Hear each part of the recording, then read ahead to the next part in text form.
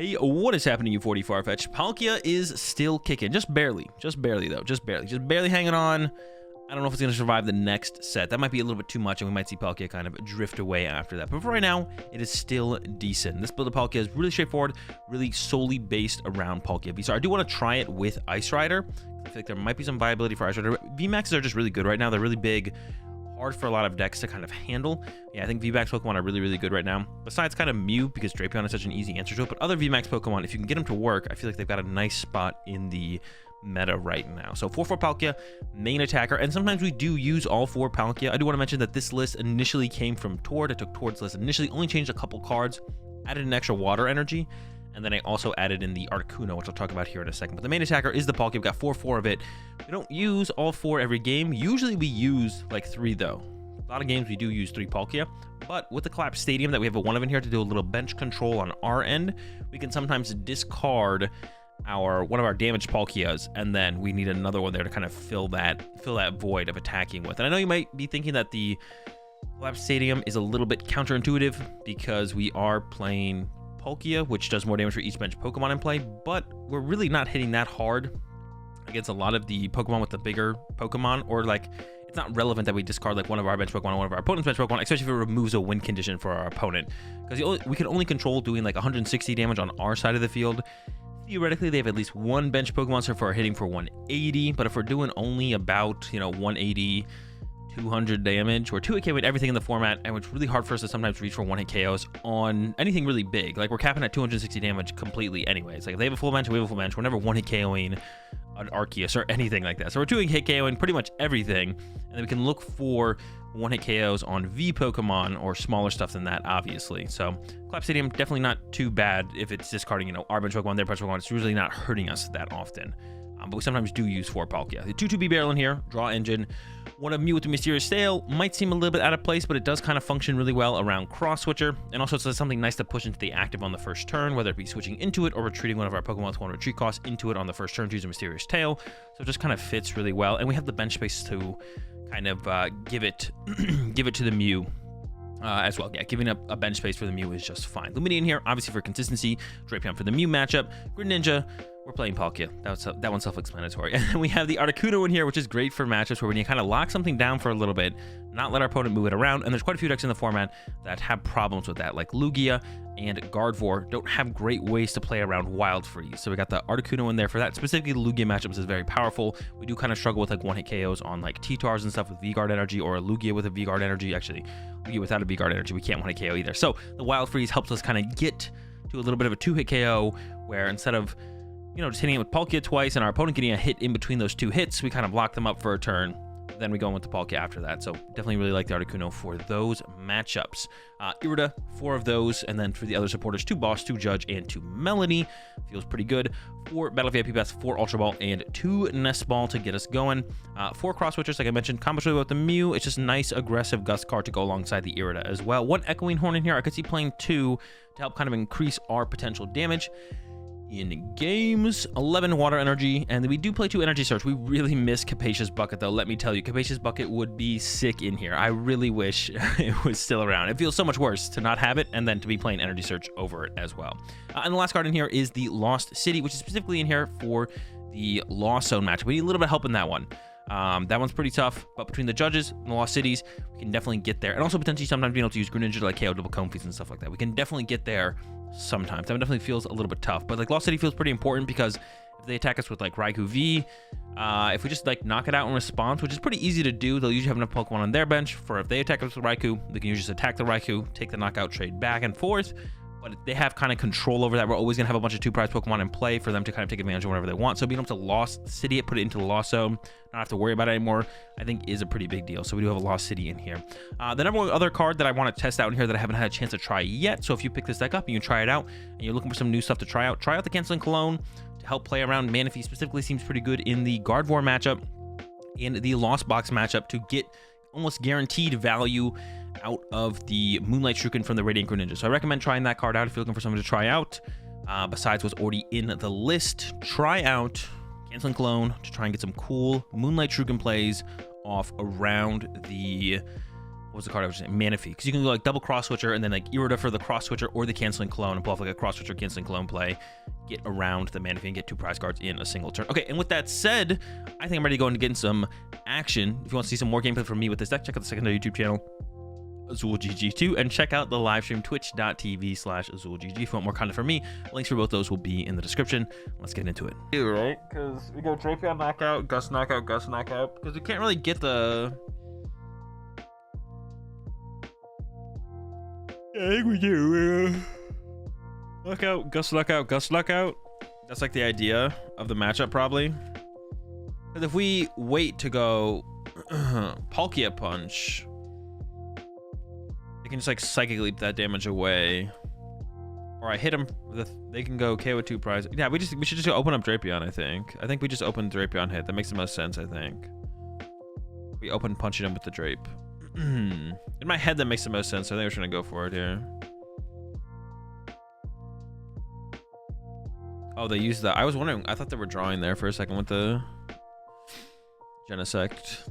That's always an interesting choice, I find. Like, should you draw the 1 card there, or the 2 cards there with the 1 Genesect, and then try and save your Force Zone? Because if you do hit a Battle VIP Pass, or even just like a Nest Ball there, you potentially do get to save it. I don't know. Oh, good. Okay, so that seems like the play. So we're gonna go with that. Ooh, okay, we're already cooking.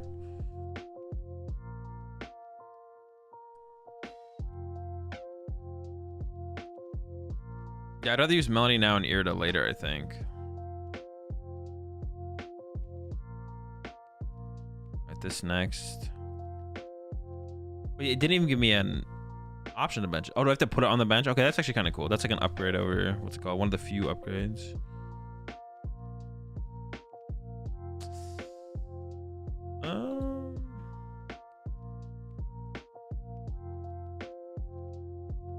Sorry, what were the options? I think I go with the cross switcher.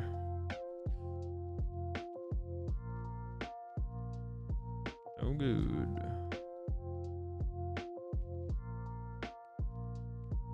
Not getting a Battle VIP Pass there. How does this work? I attacks both yours and... Dude, do I risk it? Dude, do you guys think it's bugged or not? Beat if you fuck me here, bro. Let me go one more time. As long as Pokemon's on your bench, prevent all damage on this Pokemon by attacks. Both yours and your opponents. Let's go, bro. I gotta count it. Why not cross switcher the energy Mew? Because like that doesn't make that big of a difference. They're probably still gonna get their energy. And I want to... I don't want to use my cross switchers. I want to hold my cross switchers to chase Genesects. I'm not trying to go through their Mew VMAX ever. I'm trying to Gust. You know what I'm saying? Dust. That's what I was scared of. I was like, I'm not that set up, and then I got judged. It's kind of bad, though.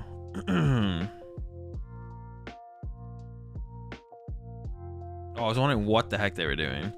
Dude, they really need to stop with the board effect should not change on the Pokemon switching. That is so stupid. Whoever's idea was that was fire them. It should be when you attack. When you attack is when your thing should change. It just changes way too much when it's this. It's just annoying. They didn't get another Mew. Punching their active here actually might be, and they burned a switch card as well. They're down to escape up and a switch card, so punching their active here actually isn't that bad. Yeah, punching the active here with what is this? What is the? I can't use that attack next turn. I mean, my hand just kind of sucks, to be honest. So I think I have to punch the active here and pray. Let's see what we draw. So I think I'll start with this. Then follow up with some pitching. Okay. All right, we're kind of cooking now. All right, I take it back. We're cooking.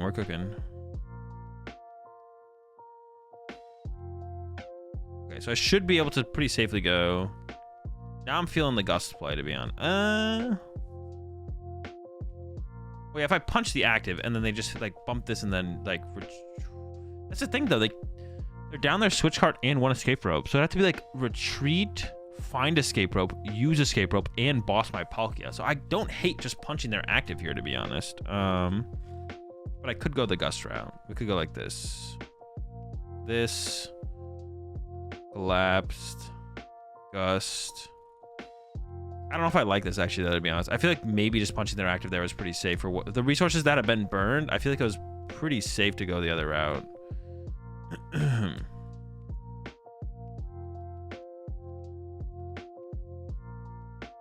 feel like it was like pretty safe to go the other route there. I don't know. I do need quite a bit. Like, now this opens up Roxanne as well. That's like another thing. So I feel like going the other route might have been better, to be honest. I gotta be careful. I gotta like be worried about Echoing Horn now too. I don't really have anything to like fill my bench with, so like, yeah, I might just have to be able to get horned. I might just like let the, whoa, they're just like burning all their tabs. So they won't even be able to KO a Palkia. They definitely can't KO a Palkia VSTAR. Yeah, there's the Roxanne, man. All right, Irida's pretty good. Path. See, that path is bad. I think I should have just punched their active there. I think for the situation, punching their active was actually correct, to be honest. I'm almost tempted to just like judge here and try and reset up and kind of not go for the win this turn and hope to judge means hopefully that they whiff vacuum. That's kind of what I'm on right now. If I can evolve my bench, they would also need Echoing Horn. Okay, so yeah, now they also need Echoing Horn. I have what, a Bidoof left? Oh, I have Bidoof and Puke, so I could Irida for Nest Ball and bench Puke, and they're down triple tablet right now. Actually, I think that's the play. I could bench Puke plus level ball, or should I do this first then? I guess I should Incisors first then.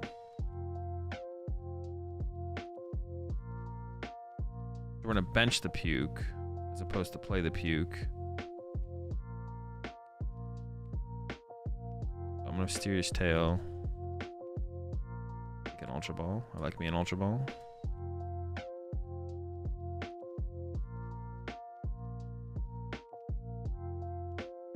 So now I need to get... I could still judge this turn, but I want to attach return. So I need to get Puke down, I need to get Bidoof down.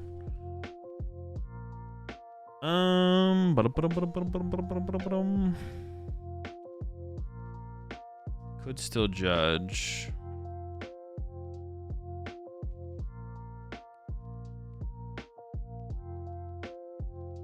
Or... Okay, I'm going to the Irida. That's fine, whatever. And then I need to get a Nest Ball. Three cross switches. Oh, we have all of our cross switches left. Oh, and we have a boss left too. Oh, did I use Mew yet? I don't know. I did use Mew, right? Yeah. I got the Ultra Ball. Okay. So Doof. We're playing around Echoing Horn. Put this here. And then end turn. I'll just keep the Ultra Ball in hand because I want to be able to Ultra Ball for a second B-Barrel next turn.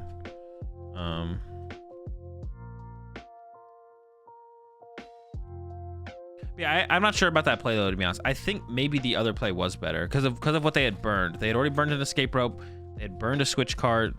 Pretty predictably playing like Pablo's list, right? Like I don't think anything like it's probably just Pablo's list. They didn't have second Mew set up. So if I just punch their active Mew there, they need like Stadium Bump, second Escape Rope, and then boss to actually KO that Palkia. So I don't know actually, to be honest. I think it was maybe just better to chill. Yeah, I think it could have been better to just chill. Actually, was their Echoing Horn gone? I didn't really check that, to be honest. No, they still have it. Okay. I can't get Roxanne again, so that's good. I wouldn't mind getting judged. They probably should judge there, though, because like I did set up. Well, they know I have an Ultra Ball. They know my. They're probably looking for boss on B-Barrel, to be honest, because they can't KO my. Yeah, boss on B-Barrel is pretty annoying, actually. Yeah, that's actually a fair play from them.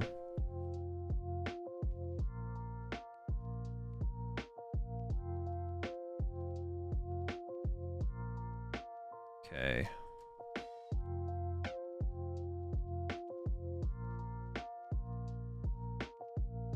So I need double cross switcher here. I could also push Palkia and judge though, and then go for it on the next turn. But I'm gonna try and find everything this turn. We'll see.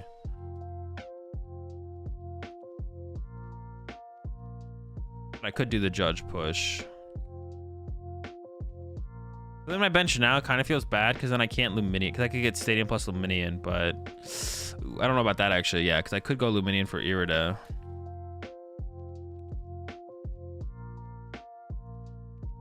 I'm currently a cross switcher short. It's likely I get it off the Mew, so I guess I should just, I should just start with Mew here, right? Yeah. I could have played the Ultra Ball first. I think I wanted to keep around the option of the judge play, because the judge play is still pretty solid there, I felt like. Maybe it wasn't worth keeping around the judge play, though. I'm not sure, actually, to be honest. Yeah, keeping around the judge play there might not have been worth it. But then I could have gone attach here, switch judge, and then that would have been a fine play as well. But if I Ultra Ball with the switch in the judge, I can't do that play. So, yeah, I don't know. So I like the idea of keeping. I don't need the switch specifically, actually. I just need the, well, hitting their active is actually, well, no, hitting the active doesn't